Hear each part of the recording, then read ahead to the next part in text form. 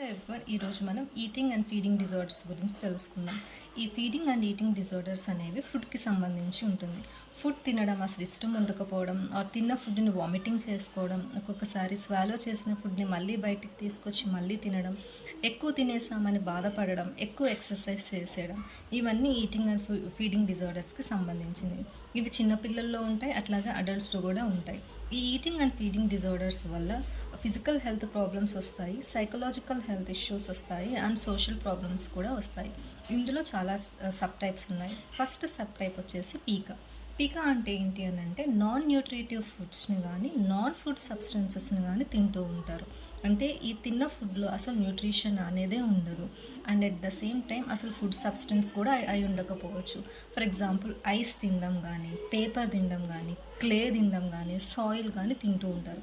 so eating డిజార్డర్లో first one వచ్చేసి పీకా అంటే